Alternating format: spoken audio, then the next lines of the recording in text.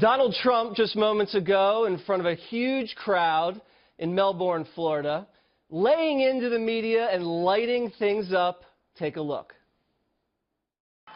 I also want to speak to you without the filter of the fake news.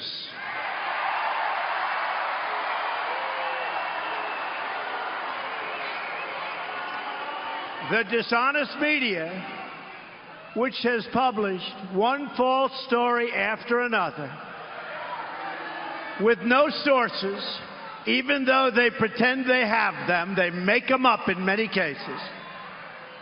They just don't want to report the truth, and they've been calling us wrong now for 2 years. They don't get it, but they're starting to get it. I can tell you that. They've become a big part of the problem. They are part of the corrupt system. Thomas Jefferson, Andrew Jackson, and Abraham Lincoln, and many of our greatest presidents fought with the media and called them out, oftentimes on their lies. When the media lies to people, I will never, ever let them get away with it. I will do whatever I can that they don't get away with it. They have their own agenda, and their agenda is not your agenda. So Donald Trump is basically saying the media is not on your side, and he is aligning himself with the people. The media is now officially the opposition. The Democrats completely out of power. Pelosi, Schumer, totally irrelevant. So now the media has come forward, and they're saying, you know what, we are going to be the ones to fight against Donald Trump. And that's a huge risk for the media. But what Trump is going to say is, you know what, I'm the people's protector. I'm on the people's side, and the media does not have your best interests at heart. And he aligned himself with the crowd so much, he actually brought a crowd member up on stage with him. Take a look. Hop over the fence. Come on. He can do it. This guy's in good shape. Look at him. Look at this guy. Come on. This guy is great. Don't worry about him. No. Come here. Pick it up. Come on up. Come on. Come here. Come on. So the bottom line is the media is the enemy and the rest of the country is on Trump's side.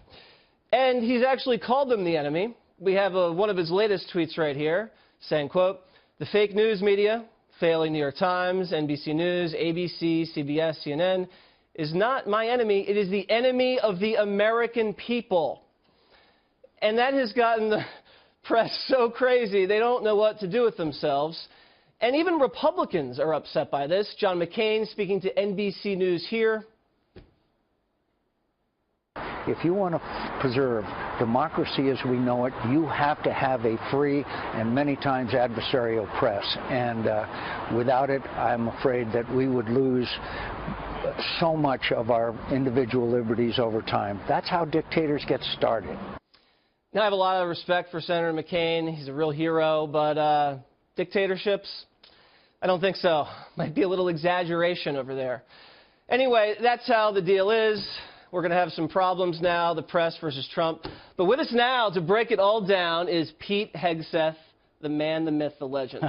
So I believe the media enjoys being the enemy because it's always about themselves. They're very self-centered, and they love to play the victim card. But the worrisome thing for me is that they are going to play this so voraciously and attack so much, it's going to reinforce the idea that they're the enemy so much in the public's head that they're never going to be able to recover from this. Of course not. They've already done that to themselves. Right. They deem the end of the republic at hand, which right. plays into Trump's hand. He's saying, no, I'm merely trying to do what the people sent me to Washington to do, right. and you're at every stop going to tell me that I'm wrong.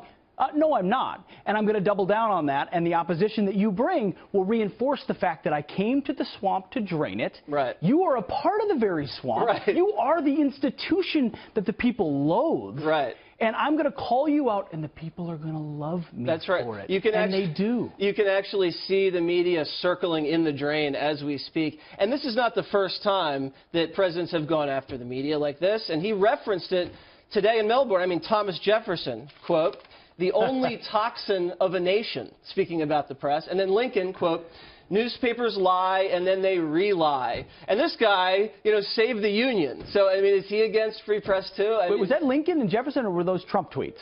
It's the same thing. It's the exact same thing. What did people expect? When Trump said he was going to take on the establishment, did they think it was going to be easy or polite or nice or not messy? Of course it was going to be difficult. He's going to have press conferences where he berates them, tweets where he calls them out, and rallies where he goes straight to the American people. That's true. That's what conflict requires. And Republicans have never had, a standard bearer with a set of cojones willing to go on stage and call them what they are, which is a part of the left-wing establishment of this country, which has drifted us in that direction, regardless of whether Republicans or Democrats are in charge. He's doing that, and the people that elected him love him. They love it. And the stuffed shirt senators, all these guys, are giving this president a lot of problems. You have McCain, small majority in the Senate, and these guys complain more than the Democrats. And that's going to be the biggest problem. He's got some challenges on his hands. Like you, I'm a big fan of Senator McCain. I honor his service. I appreciate him. But the fact that they're laying into the way we've always looked at politics. We got to play through John Dickerson and ABC and NBC and hope they're the proper filters. No, they're not. They've slanted against us from the beginning. Why do we think everyone in the world sees America the way we see ourselves? Stop playing that game. Step back. Put America first. Call a spade, and listen, I hope John McCain will get on board because he is an honorable American. Right. But right now, to be the opposition within his own party. That's right. And speaking of America first, you know who came out first was Melania. Melania read a prayer, and it brought the house down. I think everybody enjoyed seeing her up there. Did you listen to the Melania prayer? I did. I listened extra closely. It was well done. Very well done by Melania. And also, one of the major things we talked about, we're going to talk about it later, is the press just can't keep up because this guy's clicking on all cylinders. But no, and how do they ratchet up their hysteria at this point? I don't know. When he's Hitler, he can't be more Hitler. I know. Right? They can't stop. It's out of control.